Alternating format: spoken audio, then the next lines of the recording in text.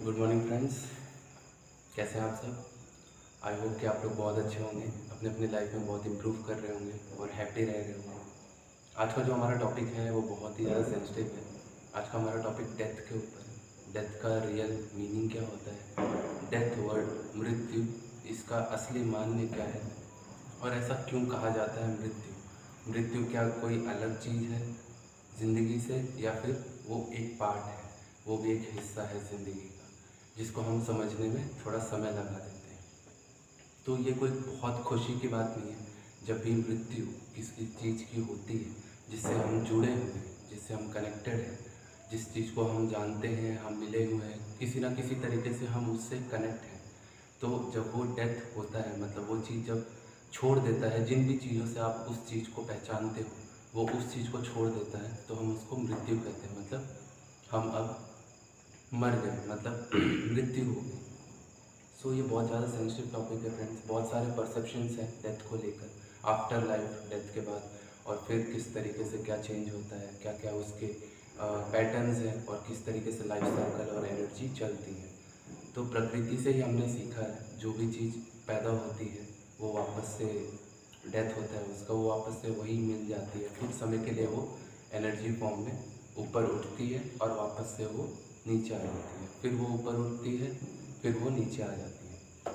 So life energy जो है वो एक सिग्मा रूल की तरह ही चलता है। एक सिग्मा जो वेव लेंथ होती है, जो फ्रीक्वेंसी होती है, उसी की तरह एक एनर्जी है, एक वाइब्रेशन है जो कि उठता है, जो कि ज़ीरो से अप होता है, अपने फ्रीक्वेंसी पोटेंशियल तक, जहाँ तक भी उसका सफ़र है वो तय करता है, वापस से वो डाउन आता है स्लोली। ऐसा नहीं होता एक ही बार में उठता है और एक ही बार में गिर जाए, स्लोली चलता है, स्लोली कन्वर्ट होता है, स्लोली वो नीचे आ जाता है, फिर से उठता है और चलता है, नीचे आता है। इस तरीके से वो पैटर्न चलता रहता है लाइफ सर्कल का। सो लाइफ एनर्जीज और डेथ, मृत्यु। मृत्यु हम तब कहते हैं किसी इंसान को, अगर हम सोचें, अगर हम किसी इंसान के बारे में सोचें, हम डेथ तब कहते हैं जब हम उससे अलग हो जाएं और वो अपने शरीर को एक तरीके से जब छोड़ देते हैं, हम उसे डेथ बोल देते हैं। मतलब उसने अपने बॉडी को छोड़ दिया, मतलब उसका जो फिज़िकल फॉर्म था वो नहीं रहा अभी। तो हम किसी इंसान को जिस भी तरीके से जानते हैं, इस पूरे वर्ल्ड में हम किसी भी चीज़ को जानते हैं जिस भी तरीके से, maximum are the physical form, मतलब जो जियोमेट्री, जो भी फिज़िकल फॉर्म आपको दिख रहा है, जिस भी डायमेंशन में है वो फिज़िकल फॉर्म में आपके सामने है, आपको वो दिख रहा है, तो आप कहते हो हाँ is a living and it's moving, it's working, मतलब वो अभी भी जी रहा है। वो इंसान है कौन? वो इंसान, वो एनर्जी है क्या? वो एनर्जी ही होती है, जो एनर्जी आपके अंदर भी है, जो एनर्जी हर किसी के अंदर है। दूर से देखने से हर चीज़ अलग अलग साफ दिखती है कि ये इंसान अलग है, ये इंसान अलग है, पर आप अगर ध्यान से देखें तो हर किसी का एनर्जी जो है, जो रूट फॉर्म है एक ह्यूमन बीइंग का, वो एक ही होता है। बीइंग मतलब होना, मतलब यू आर प्रेजेंट, मतलब आप स्थायी हो, आप जिंदा हो, उस जगह पे मौजूद हो, तो इसीलिए ह्यूमन बीइंग मतलब इंसान। अब डेथ जो हो जाता है किसी का, फिजिकल फॉर्म जो छोड़ देता है अपना फिजिकल फॉर्म, समझ लीजिए उसके अंदर एक वाइब्रेशन, एक एनर्जी है जो कि बचपन से अभी तक चलती आ रही है, और उसके बाद वो उसको ड्रॉप कर देता है, वो छूट जाती है। तो वो एनर्जी जो है वो उस जगह से, फिजिकल फॉर्म में से हट जाती है, वो फिजिकल फॉर्म हट जाता है, बट वो चेंज हो जाता है दूसरे तरीके से। वो फिजिकल फॉर्म से चेंज होके एक दूसरी एनर्जी फॉर्म में आ जाता है। वो जो लाइफ है वो हर किसी की एक ही है। ऐसा नहीं कि मेरी लाइफ, आपकी लाइफ या फिर किसी और की लाइफ। लोग कहते हैं मेरी लाइफ में ये हुआ, मैं ये हूँ, या फिर ऐसा है। तो हर किसी का जो लाइफ एनर्जी होता है वो रूट एक ही होता है, जो कि सेम है, जो कि एक है, पूरा यूनिवर्स है, जो कि एक सिस्टम है जिसके अंदर आप चल रहे हो। जैसे कि समझ लीजिए एक बड़ा ऑर्गेनिज्म है, उसके अंदर बहुत सारे फंक्शंस हो रहे हैं, तो आप उस फंक्शन का ही एक हिस्सा हो और आप उसके साथ ही चल रहे हो। तो या तो आप उसका एक हिस्सा हो जो कि उसके अंदर प्रोसेस कर रहा है, या तो आप समझ सकते हो कि आप ही उसका मेन वो हिस्सा हो जिससे वो चल रहा है। तो मतलब आप ही वो लाइफ हो जिससे वो लिविंग है, जिससे वो चल रही है, जिससे वो एनर्जी बनी हुई है और कन्वर्ट हो रही है। तो एनर्जी फॉर्म कन्वर्ट हो जाते हैं एक से दूसरे में। दुख, दुख बहुत ज़्यादा होता है अपनों का, किसी का भी अगर डेथ होता है तो बहुत ज़्यादा दुख होता है, क्योंकि आप उस इंसान से बचपन से या फिर किसी भी तरीके से आप जुड़े होते हैं। आपके मेमोरी में वो बहुत ज़्यादा इम्पैक्ट करता है, आपके इमोशंस को बहुत ज़्यादा वाइब्रेट करता है। आपके अंदर वो वाइब्रेशंस है, उस इंसान की आवाज़ है, उस इंसान का चेहरा है, जिस भी तरीके से आपने उस इंसान को समझा है वो आपके अंदर है मौजूद। पर वो इंसान मतलब वो फिज़िकल फॉर्म नहीं है, बट वो आपके मेमोरी में है। तो वो आपको थोड़ा थोड़ा दुख पहुंचाता है उसके चले जाने का, अगर किसी का डेथ होता है हमारे उसमें। तो ये जो दुख है, इससे आपको निकलना है। अगर आपको इस दुख से निकलना है तो आपको समझना पड़ेगा कि हर किसी का एक समय होता है, एक टाइम होता है, एक निर्धारित सिचुएशन होती है हर चीज़ की। ऐसा नहीं होता कि कोई चीज़ 100% कंट्रोल्ड होती है। एक चीज़ का सिचुएशन होता है, उसके अकॉर्डिंग चीज़ें कनेक्ट होती हैं आपस में। बट आप अगर उस चीज़ में बहुत ज़्यादा घुल जाते हो कुछ समय के लिए, हाँ वो इमोशंस तो आएंगे। अगर कोई बहुत ही खास है,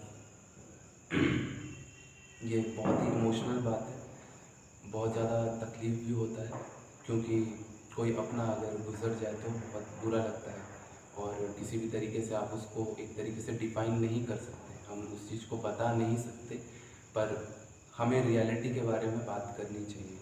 जो मृत्यु है वो हर किसी का ट्रूथ है, वो एक यूनिवर्सल ट्रूथ है।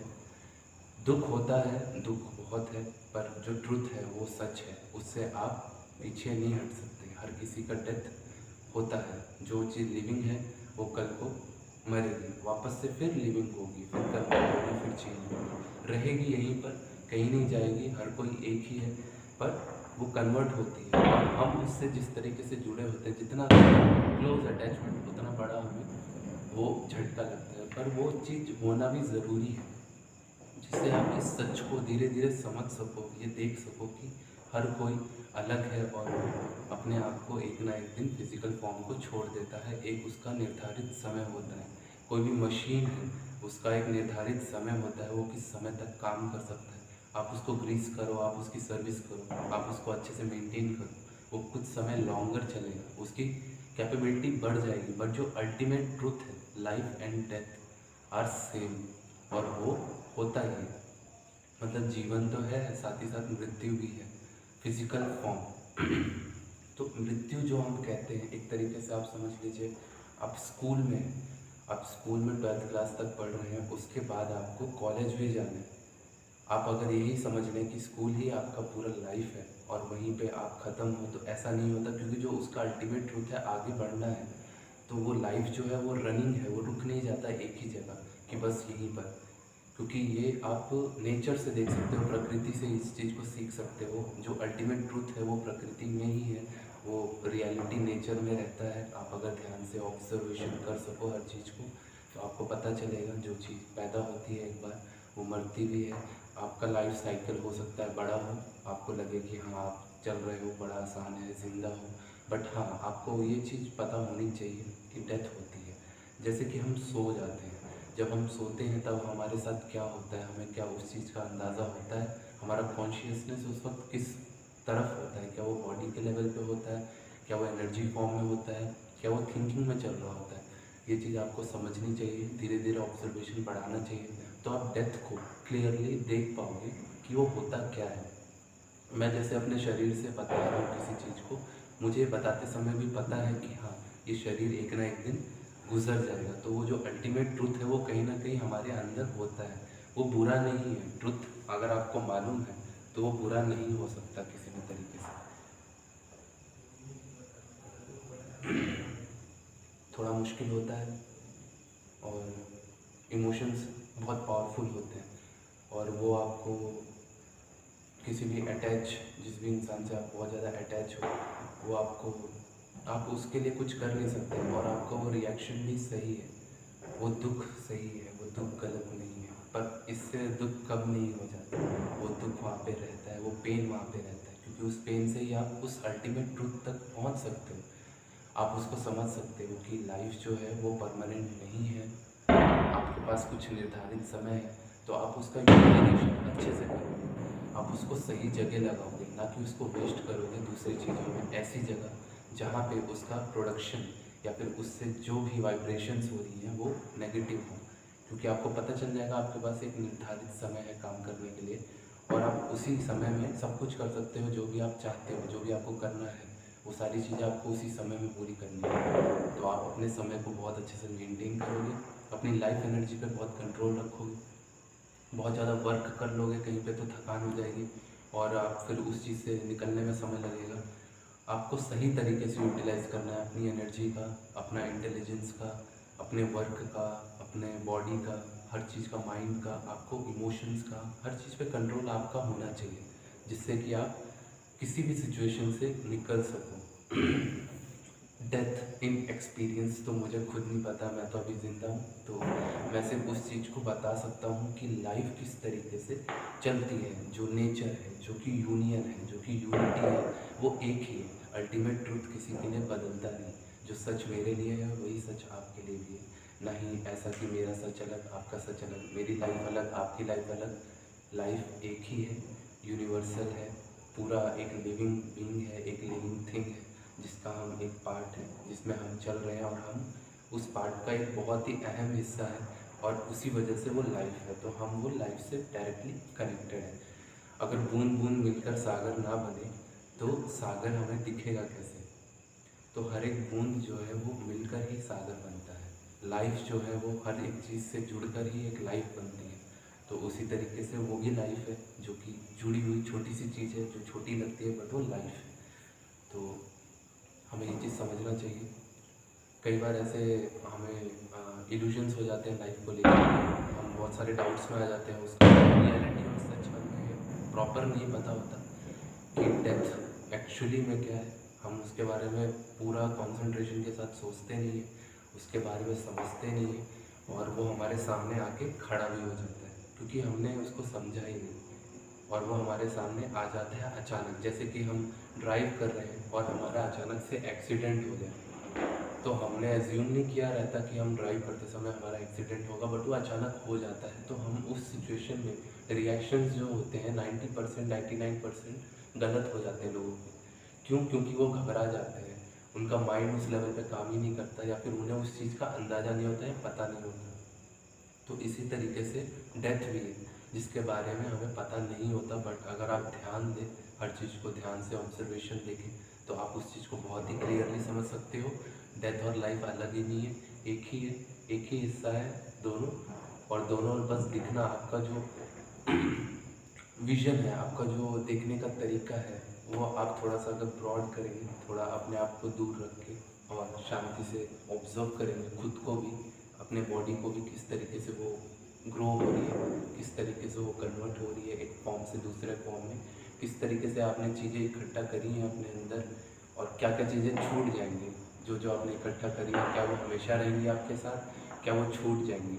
तो कुछ कुछ क्वेश्चंस ऐसे आपको करने चाहिए, कुछ कुछ आपको ऑब्जर्वेशन ऐसे करने चाहिए लाइफ में, जिससे कि आप उस जगह कहीं पे भी किसी भी सिचुएशन में आप ना फंसो। चाहे वो लाइफ हो, चाहे वो डेथ हो, चाहे वो बिजनेस हो, चाहे वो लॉस हो, आपका प्रॉफिट हो, हैप्पीनेस हो, इमोशंस हो, आप हर चीज़ को कंट्रोल कर सको, हर चीज़ को शांति से ऑब्जर्व कर सको और सीख के फिर आगे बढ़ सको।